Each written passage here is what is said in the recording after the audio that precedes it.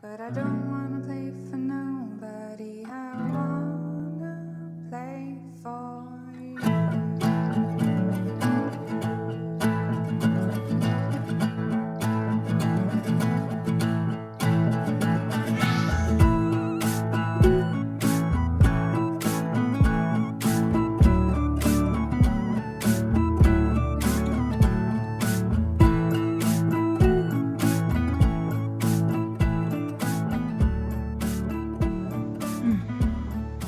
Alright. Glad to see you all back. Desire said you would be. He's a good bit wiser than I am. Magic like this really does apply to everyone, and I certainly hope that everyone, all manner of people, can gain something from talking about it. This evening, it will be a classic. Prestidigitation. Or so we'll call it at the start. It's creation, really. Making something exist that didn't exist before. Similar in a lot of ways to environmental magic, which we've talked about, but in many ways an ancestor to it and so many other kinds of spells, because it's making things. But I think even the idea of making things, creation, is often penned in by certain rules of a non-magic sort, rules that really shouldn't have any dictation over magic at all. We think of someone who's creative, and we automatically put caveats on that. We automatically put limiters. They must be a visual artist. They must be a painter, a sculptor, maybe a poet, even a fiction writer, even a literary individual, someone who creates with words, is ever so slightly below the visual artist in terms of creating and being creative. But they have cast the same spell. They're taking a void and filling it with something that wasn't there before. And they're not even just moving things from one location to another in order to spread out what's already there. They're making things anew. So when you start thinking about creativity with that definition, you realize it applies to so many more people and it applies to so many more activities. Prestidigitation, creation, is an incredibly versatile spell. It's an incredibly varied and wide-reaching spectrum of processes. Writing, craftsmanship, engineering, acting, certainly. Dance. But you still see that I've named things that are associated with the physical construction of things or the performance of something beautiful. So we have physical and practical and conceptual and beautiful, but we're still penned in. Someone with a little bit of a poetic mind could call an engineer an artist. But what about some other vocations, some other hobbies? A sportsman? They move across a field with the same precision and finesse as a dancer. Teams of athletes can dance like starlings in fluttering groups across the sky. And that's not choreographed to a way it's practiced, but it's not exact. They're making decisions in the moment. They're moving with the ebb and flow of the other team, quickly making decisions. I am by no stretch of the imagination a sports fan, but with little hesitation I can call a skilled sportsman an artist.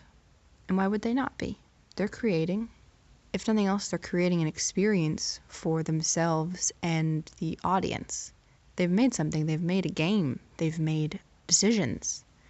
They've made a spectacle. They've made entertainment. And I would hope that the main entertainment that they've made is their own, that they've done it for their own joy and happiness. But even if they think of themselves as merely performers, they have performed their show. And like an actor or a dancer, you could say they're creatives. I think some people would bristle at this idea, wanting the wand in only a select elite few's hand to be considered creative. Only us well-to-do clerics of painting can cast prestidigitation and be acknowledged for it. But is seeing the broader reach of this spell a bad thing or concerning in any way? I would say no.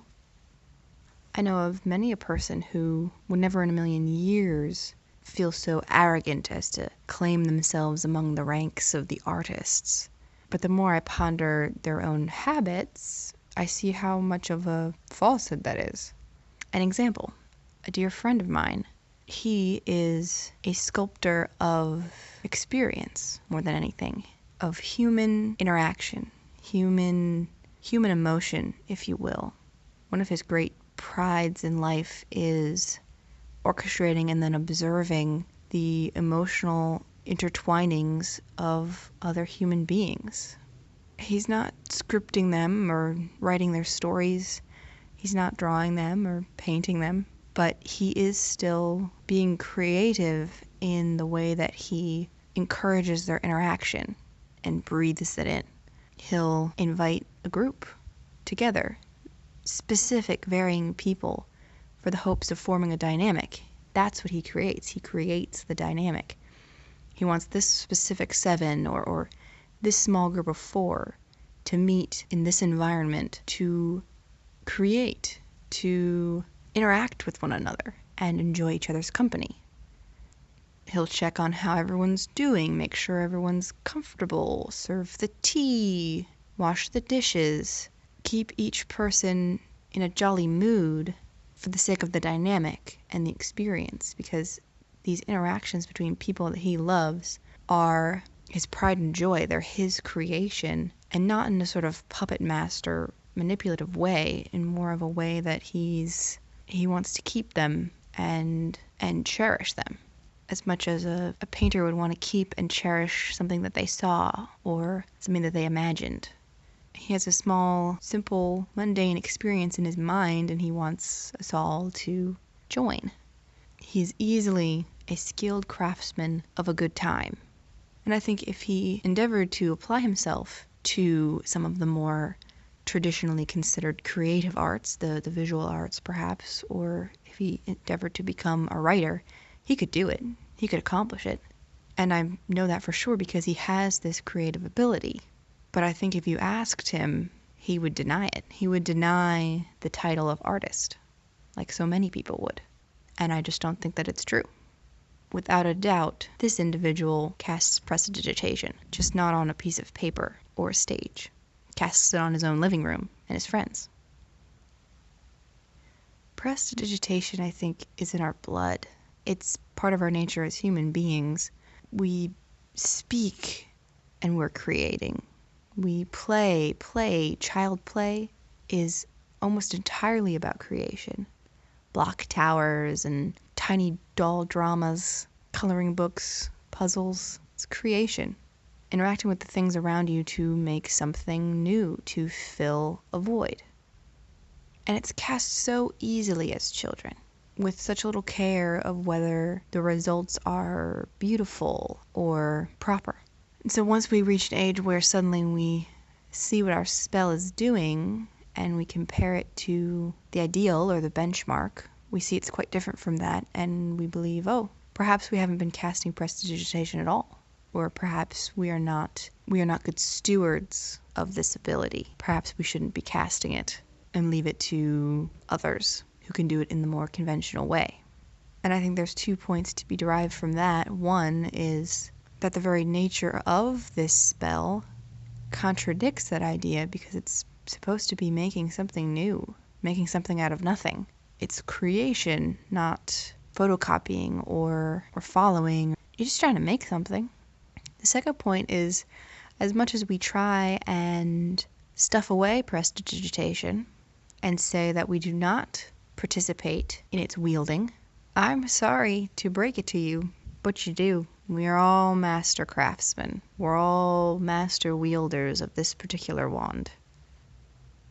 And the point of realizing that and the point of drawing one's attention to prestidigitation is not to scold people for denying it or laugh at people for not realizing what they're doing, but to build them up in their own personal likes and dislikes. You love to engineer things. The mathematics, the process is beautiful and engaging and fun and exciting. And you could feel lesser than the visual artists when you look at what they can create, but look at what you can create. It's equally as astonishing, and it is in every way the same piece of magic.